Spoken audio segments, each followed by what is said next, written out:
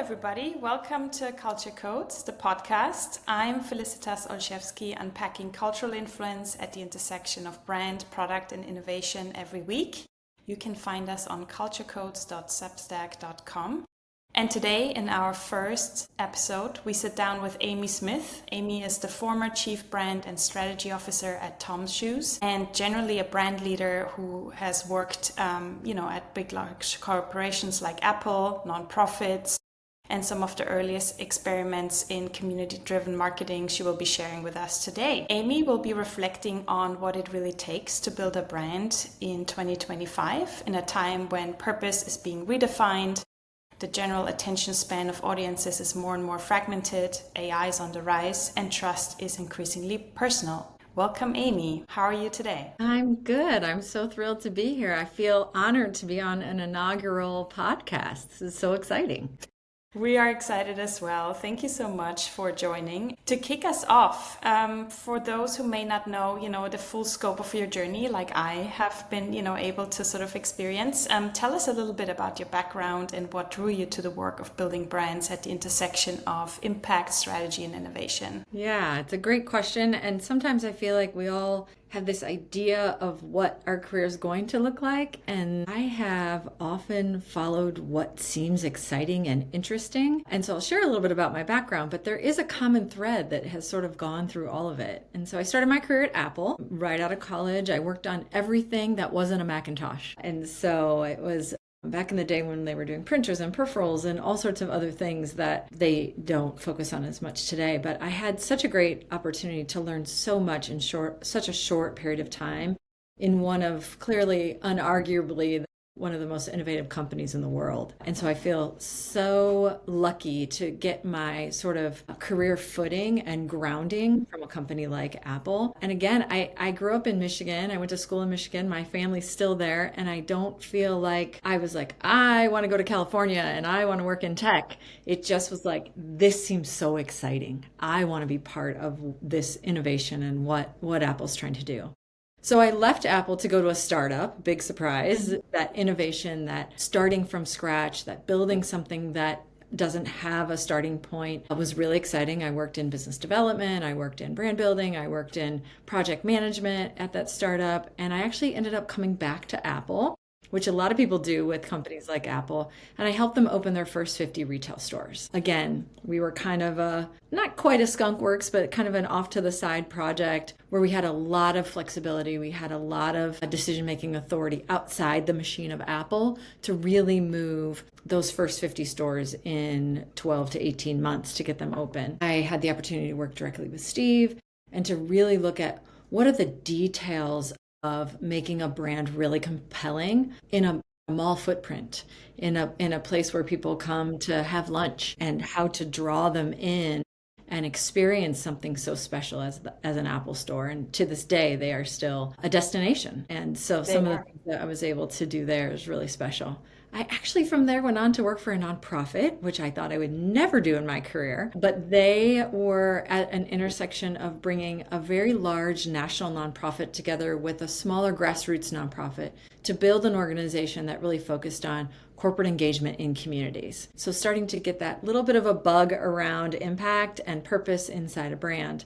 So I helped them execute on that merger and then all the post-merger integration, the board, the programming, the staffing, the org structure, the financials, all of those things, part of the team to sort of merge those two into one. It always takes longer and costs more. It's a little bit like building a house or renovating your home. But it was such an exciting time to help this organization really rethink what does it mean to be a community member and to engage in community in a meaningful way, both as an individual and inside your company. And from there, I went to Tom's. And so bringing together this experience of startup and innovation with purpose and meaning kind of all culminated in this opportunity at Tom's. That was not in my mind as a roadmap graduating from college. I'm going to do this and then I'm going to do this and it's going to yield this. But I always have been open to what is the next adventure. And so I don't know if you saw the common thread, but it's taken me some years of living that career to really see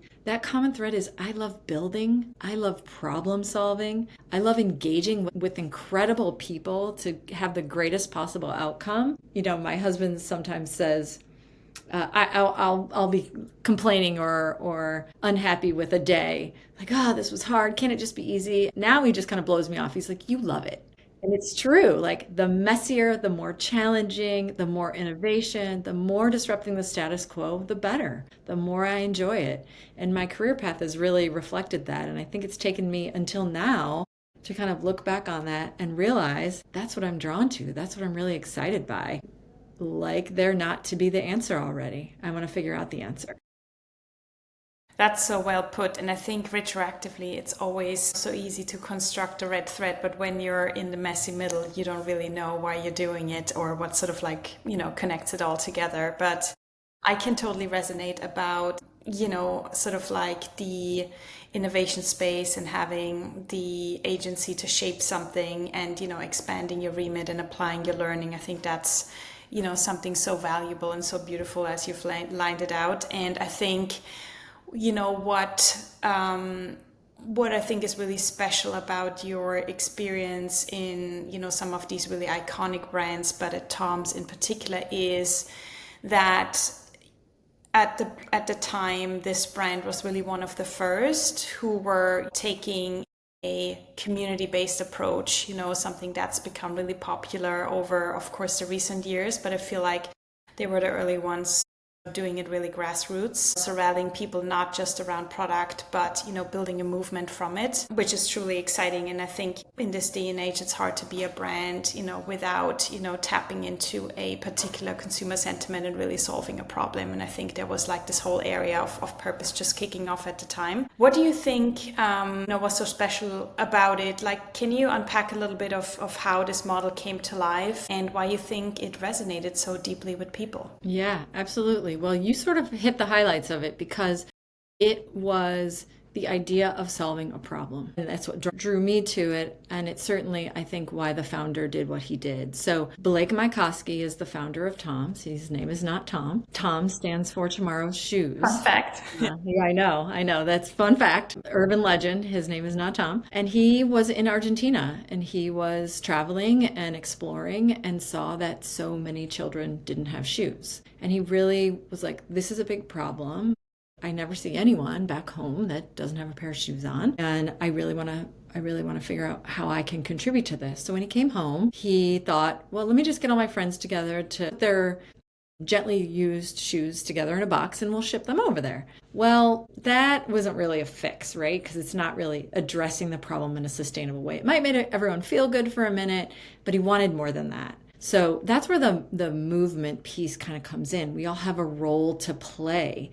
And so this idea of when you buy something, your action creates a reaction, someone gets help. And that exchange or that opportunity to engage with a brand in a meaningful way like this it was the first of its kind. There are many, many out there, as you have said.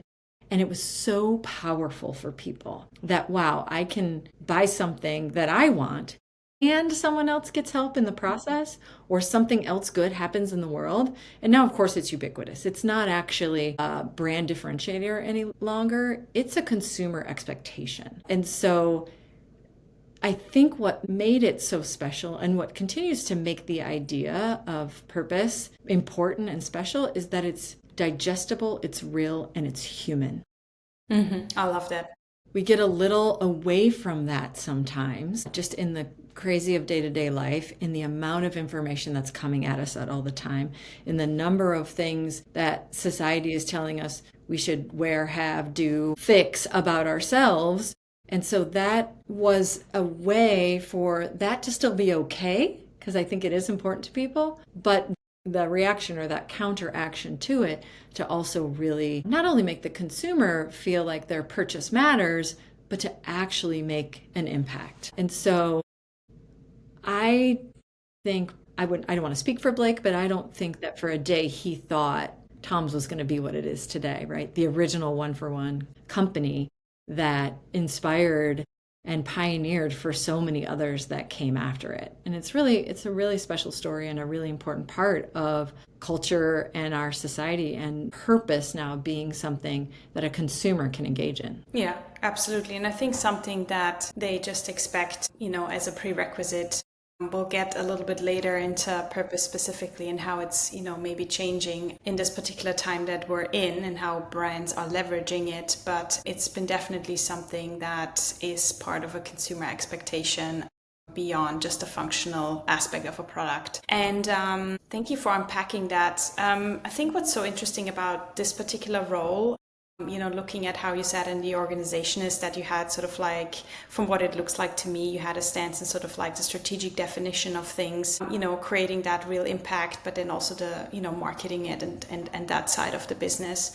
How did both of these lenses, help you to think beyond this initiative or, that sort of like brand promise as not just as one campaign, but really a cultural narrative, that we then saw trickle into many other industries and brands? Yeah. Well, I think this question is so important because I encourage other brands to think about it. I personally think that the move of bringing together strategy and impact and brand under one leader was kind of brilliant. And it wasn't only my idea, right? We were thinking about how does all this live together? Because the real intersection is about storytelling, right? It was tricky. Like, if I'm really honest with myself, product storytelling and impact storytelling in the same breath, when you get, amount of time for a thumb scroll, is pretty tricky. And so I knew that going in, and I started out as the chief giving officer. I came into the organization in that role, and I was there about almost 9 years. Just the most amazing people, the most amazing work I've ever gotten to do. And it always came back to that. It always came back to the importance of how do we bring this story to life for not only the product and how beautiful it is and functional and all the things that it does, and the impact you're having while you purchase that product. And so I felt really accountable and responsible to steward both those things. And it is possible, but it takes real intention. So let me just share one example with you. We did a campaign recently called the Wear Good campaign. And so we were focused on mental health, and the evolution of Tom's has been quite a journey in and of itself. We could do a whole nother session on that. But not everyone knows that Tom's actually gives to more than just shoes, right? So we had been focused on a mental health campaign. After COVID, mental health was obviously on everyone's mind, and the importance of it in the United States and how much people had been impacted. So we found, in order to do a campaign like this, you have to think about both the impact and messaging you're trying to have and the products you're trying to authentically connect together. So our path, or the process for that, was, I think, a little less traditional, where we first amazing people doing amazing work in the mental health space. But they also had to be authentically beautiful and powerful and connected to our products. And so that's a little bit of a game of Tetris, right? You have to find the right pieces and fit them together. It takes longer. It's not perfect, but that was kind of our goal. We really wanted it to be very human, very relatable, very connected with real people that happen to look beautiful and powerful and connected in our products, that were telling their authentic story about what they were doing in mental health. And then to say, and Tom's is helping us do that, really fit all together. I think the trickiest part of that is you have to be so careful with the balance between selling the product, which is required. You can't give anything away if you don't sell the product, and that's been integrated in Tom's from the beginning, and the storytelling of the impact. Those two have to have some, I don't want to say equal footing, but balanced approach in how you talk about it. So I think we did a good job with the Wear Good campaign. I think that we achieved that. We had 5 or 6 different mental health experts that happened to look authentic and powerful and beautiful in our products. And we brought their story to life along with the products that they chose to wear. They selected the product that they were going to wear. We did not. And so that's just one example of, one, the trickiness and the balance that you have to strike, but also the importance of someone thinking about the brand, the product, the impact, bringing all that together. And I loved that work because there was not a playbook.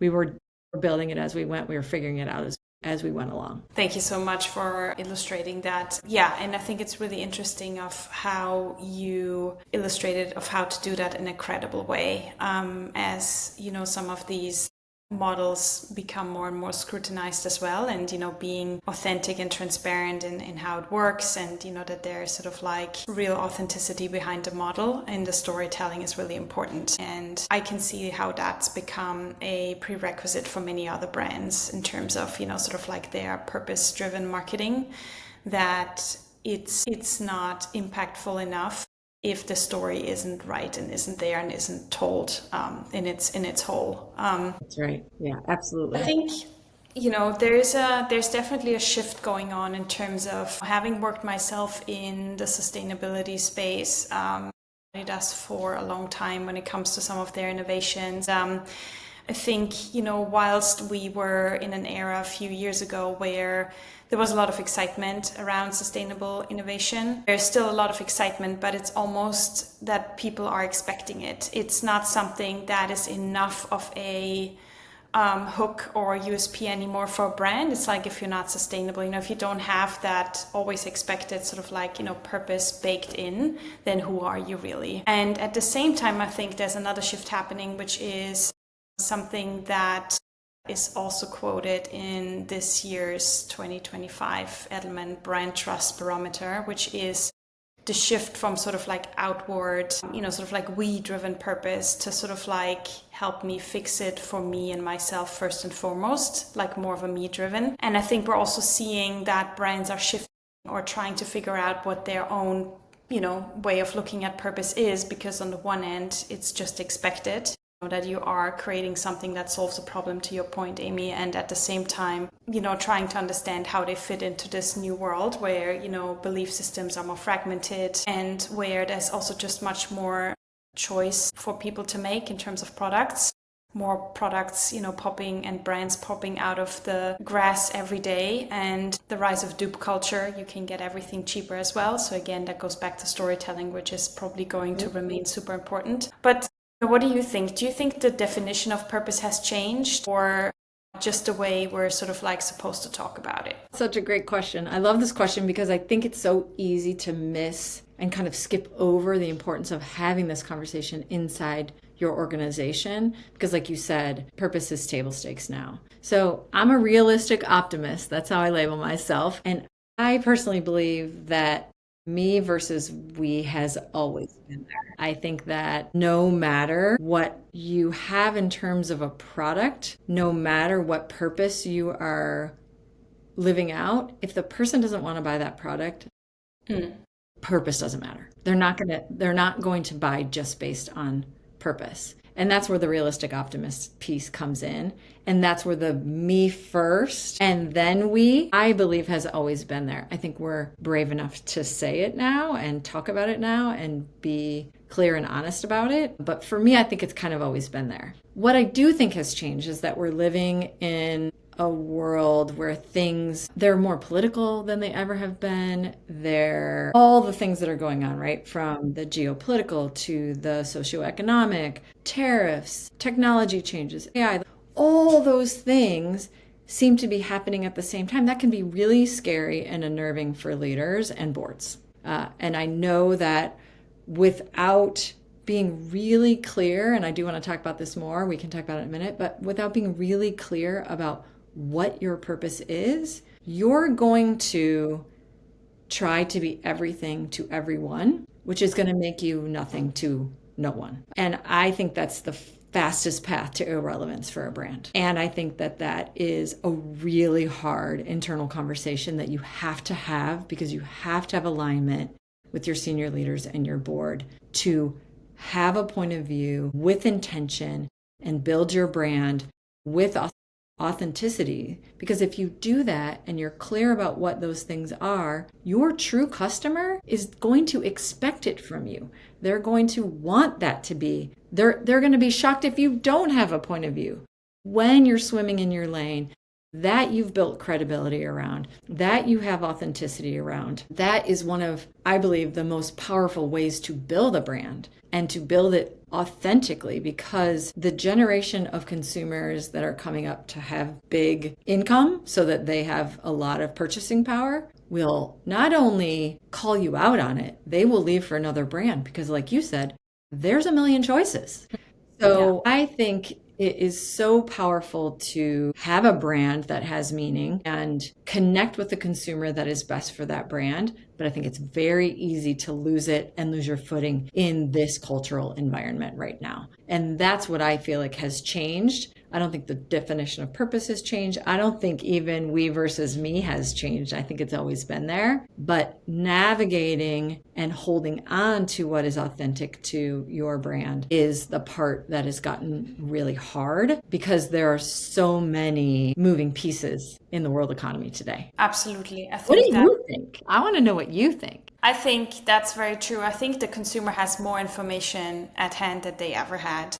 And I think with the rise of generative AI and models like ChatGPT, there's even more information faster. A lot of misinformation, probably across all sorts of channels as well. But I think there is more to equip yourself if you want to really know about it. And you have much more choice in terms of what you can, select. And so I agree. I think it's the emphasis on where to focus on when it comes to purpose in the brand strategy that's been changing or shifting. I think there was a lot of macro storytelling, years ago in terms of when it comes to impact. And I think it's sort of like changed with some of these pressures that people are facing to go more inward and, sort of like helping to fix things one step at a time. And that starts at the individual. I think one trend that we are seeing as well is that companies are shifting away from thinking about purpose in the sense of one particular consumer's issue, but more about the shared spaces between communities. So what a particular fan community really cares about and sort of like tapping into that and using their cultural power,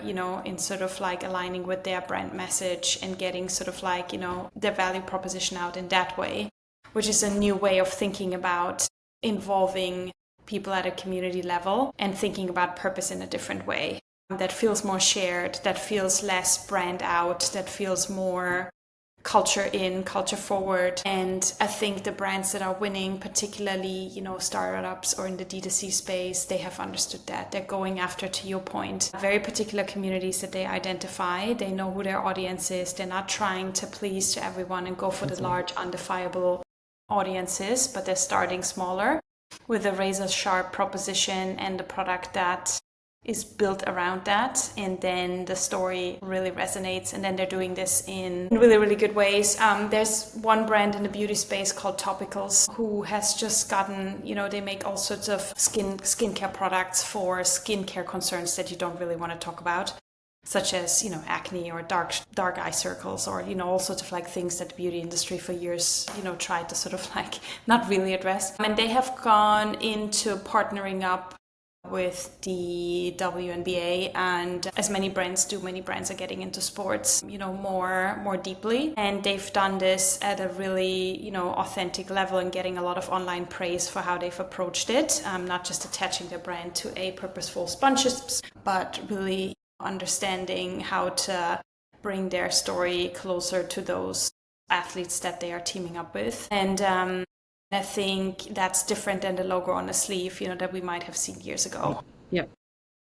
And so I think that's an interesting space that's changing. It is, to your point, harder and harder to go after particular audiences in, of social media having changed to, a space essentially for entertainment and shopping and commerce. And at the same time, search shifting away from Google or others into the large language models. And that's why it's going to be much more scrutinized and really important, who you are, what you stand for, but making that already part of, listening to communities and what they feel about in order to shape that, and then making that part of your purpose that you carry back out into those communities. Yeah, I love what you said there. I think that's so important. Just two quick things. The two-way engagement, I think that's another like really hard thing to figure out, because you want it to be easy for them to engage. You want it to be simple so that they do participate, but you also want them to feel part of a community. Just listening to you talk about it, it's like you want them to feel connected and attached and part of your brand, not sort of like, well, I like that brand, so I'll buy from it, or I like what they're doing from a purpose standpoint. It's like, no, you are part of this community. And that's something that we worked hard on at Tom's, and it ebbed and flowed. Sometimes we were doing it really well and other times not so much. And those times were when we moved a little bit away from what was authentic to us, or we started feeling like we needed to speak on every topic that was going by versus the ones that we had credibility in. So, and then I think you were calling out some collaborations, right? If you get this right, then the other brands you partner with, the collabs, the vendors you choose, you name it, it really becomes much more simple. It's a little bit like the logic you choose, like the logic you use when you're making friends and choosing a career path. It's like, does it feel right? Do I feel part of this in a really authentic way? So those are all great reminders. Is that where you see also the biggest sort of like tension or opportunity between brands and culture at this moment in time, like getting it right with communities? Or yeah, I think yes, absolutely. I think there's a couple of other things. You have to deeply understand what makes your brand special, deeply understand that and embrace it and have it be part of who you are and what you do and how you show up internally first and then externally in the world, and then deeply understand your consumer, who's with you, who is aligned. Because if you do those things, then there's no question about when is it appropriate to speak out, whether there's a political undertone, which everything has now, by the way, which is another whole thing to navigate, or it's unclear about what you should or shouldn't do. All that goes away when you're really clear about what's special in your brand and when you're really clear about who your consumer is and who's with you. And that feels like marketing 101, right? Like they got it right many years ago. Yeah. We're just applying it in a different way. Yeah. And do you think that technology in that sense, is influencing that for the good or bad? Like, do you consider it being a tool that is helping to some extent, or could it get in the way between brands and consumers? That's another great question. A little bit crystal ball, right? We're all still learning as fast as we can.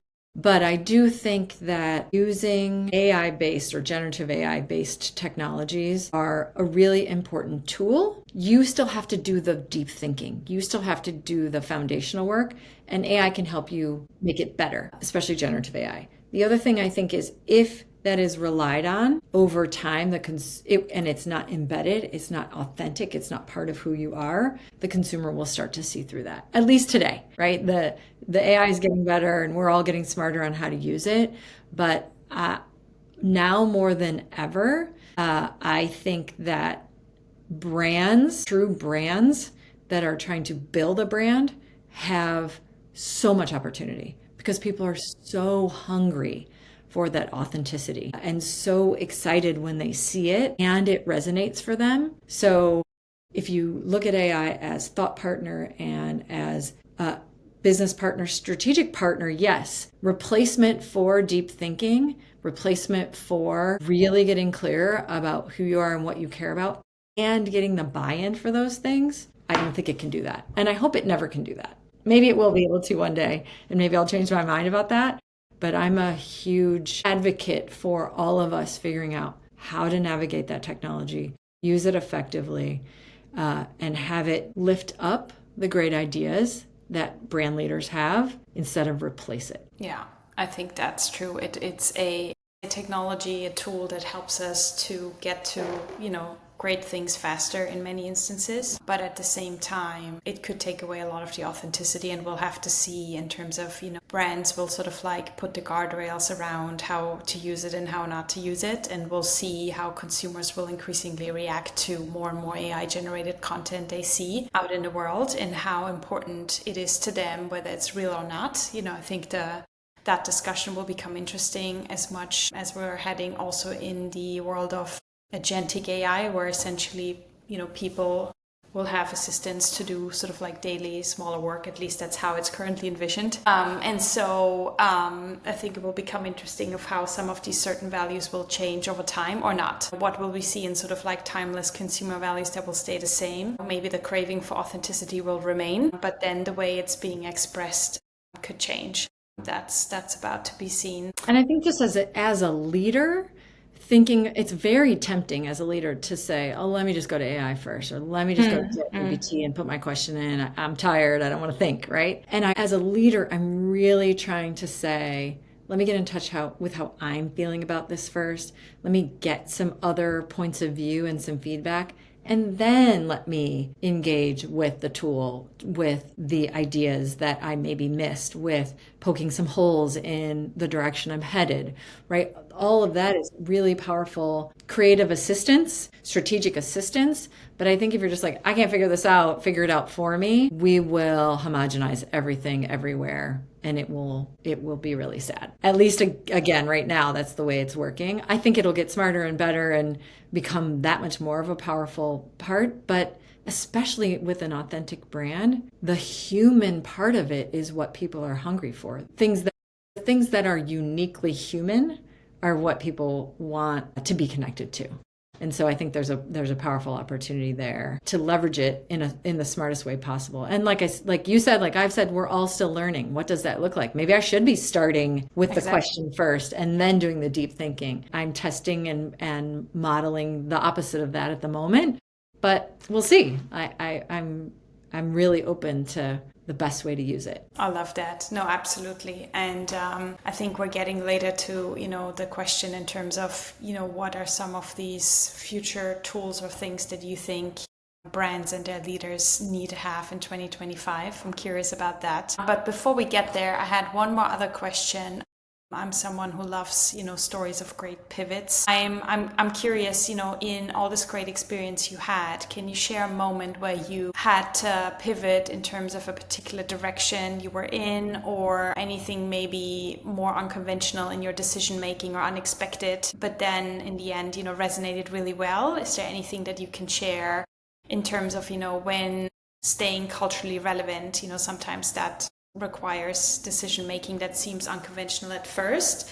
I'm curious whether you have any examples around that. Yeah, I have several because I chase the disruption. I chase the challenge of the status quo. I think I'll say this generally.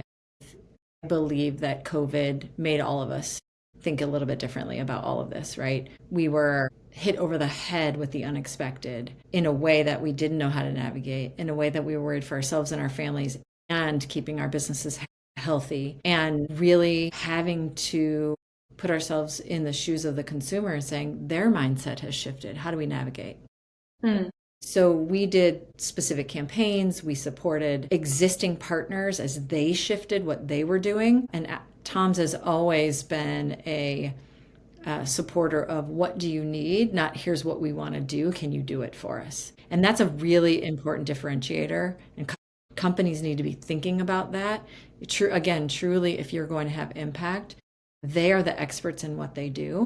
So that's a little aside, soapbox there, but we all need to make sure we are in service of those experts that understand what those communities need. So COVID is certainly one that I think really pushed my thinking to a different place of like, what else should we be thinking about differently? Was when Tom's, and specifically Blake, had stepped forward and said, Tom's is going to take a stand to help end gun violence. But there was a lot that was very close to home for Tom's at the time we decided to do this. And it was so authentic and so genuine. He just kind of came to the executive team and the board and said, if not us, who? If not now, when? And so that was so pure and so intentional and so scary for me as a leader, because talk about a politically charged topic in an area I knew we didn't have expertise in. And so immediately surrounded myself with experts in this area, some of the best and brightest nonprofit organizations that knew this topic inside and out and could educate us quickly and tell us where the most impactful ways were for us to support. It was a really incredible time. We actually took a tour across the United States with 7 stops, asking community members to, one, come learn about what it meant to end gun violence, not take away people's rights in any way, shape, or form, and how they could participate in that both at the local and national level. And no matter your political disposition, none of us want to see anyone die at the hand of a gun, right? So it was something we chose not to continue to do. But when we were doing it, it was powerful and brought a whole new community. So I use that as an example of something that meets all the criteria of unexpected, but we put it into a system right away. We knew how to engage nonprofits. We knew we weren't the experts. We knew how to engage communities. And then we applied it to something that we thought we could make a meaningful impact in and would be important to our consumers. And it was. Wow, thank you for sharing this. Indeed, very powerful. And back to beginning, I love how you, in that example, also brought your own experience, all back together, bringing in the nonprofit, outside-in expertise to consult in this particular matter. You having worked in that space, knowing how important that is, not to put the blinders on as a brand and thinking you can just go after a cause like this, but seeking the advice and then creating something that was certainly polarizing but important. Thank you for that. Yeah, the universe is speaking to us at all times. We just have to pay attention. We have to pay attention, yeah. I think, some of these principles, I love those. I think some of these are timeless in the sense that if I was to think of, what would I consult modern brand builders on, or would build a brand myself, in terms of principles. I think, we spoke about participation, like that one-for-one model being really something that people could participate in, right? It was an active, through a purchase you made the difference actively to someone's life. And it was very concrete and applicable. And we spoke about how some of the most powerful stories still need to be anchored in the personal, cultural insight, that consumer insight, that problem to solve before they can sort of like trickle out into something larger through the lens of communities, rallying them grassroots and then sort of like, getting movement behind it. As part of that, I personally always think it's really important to take cultural signals, actually that outside-in lens into brand building from a brand awareness perspective, a sort of like cultural resonance, but also sort of like longevity, what's going to give your brand legs over time is be really culturally plugged in with the zeitgeist around you. I'm curious, Amy, you as a seasoned brand strategist and marketeer, what would you say are some of the key things to think about when building a brand today? Whether that's culture, strategy, technology, all of the things. Yeah. Tell us more. I think there's some fundamental foundational things outside of all of that are critical for building a brand with purpose. So building a brand, I think, is the same. Building a brand with purpose and building a brand. Because intuitively, if your brand doesn't have a purpose, then it's not going to be a very successful brand. And so I think the first step is getting really, really clear about what you stand for, what you truly stand for. Employees care about, what do your consumers care about? Where do you want to stand up and stand out? What authentically and naturally makes sense for your brand to be a part of? So Patagonia, right? We have one shareholder and it's Planet Earth. Well, of course, everyone gets that. Everyone wants to be a part of that. That's inspiring. A surf company is probably not going to work on hunger, but they are going to work on clean ocean for generations to enjoy, right? So where are those intersection points that are really authentic? The second is don't do that in a vacuum. Test it and make sure you have full internal alignment and commitment to it for the long term. If you get a yeah from your executives and your board, you're not on the path. You can't get there from here. And then the third is make it sustainable. And I don't mean environmentally sustainable. I mean make it something that you can maintain your commitments no matter the business conditions. That will help you build trust with your consumers and build your authenticity, that you are committed to it no matter what. And then my last big thing is consistency is queen. You have to continue to do the work that you said you were going to do. That will help you know when to speak up and when to stand down. That will help you to know which products are going to be the most exciting for your consumer. That will help you to know which collabs make the most sense. It all comes together when you have really clear purpose for your brand, and it doesn't even have to be social purpose. It can be anything. I still think these rules apply. You get that internal alignment and you are consistently delivering against that. So all of those I feel like are foundational. They have to happen no matter what. Then I think you're right. It's how does technology fit into that? What's happening in pop culture, modern culture, historical culture, what's happening in all those areas that can fold in really naturally to who you are, and make sure, because you've been so clear about who you are and what you stand for as a brand, your consumer's not, I wonder why they didn't plug in here. I wonder why they didn't have anything to say here. I wonder why they didn't do a collab at this point or with this person, right? Because those consumers that you want as part of your brand are going to be paying attention. And that is gold. That you have a constituents of humans that pay attention to what you're doing with the amount of content people are navigating. So once you do that foundational work, the other work becomes simpler. And then you pay attention to culture, ensuring that you're not being tone deaf in certain ways, ensuring that you're staying grounded, but responding to and remaining nimble and agile to the opportunities that culture brings for your brand. That's right. Yeah, and you continue to build through that to maintain relevancy and grow your brand. I love that. Well, Amy, thank you so much. This was great. I loved the conversation today and getting your insights on modern brand building, the role that technology is going to continue to play in our lives and in those of brands and consumers and culture. Everybody, if you like this episode, then please like, share, or subscribe. And we'll see you next time on the Culture Coast podcast. Thank you, Amy, and I'll see you soon. Thank you. It was great to be with you.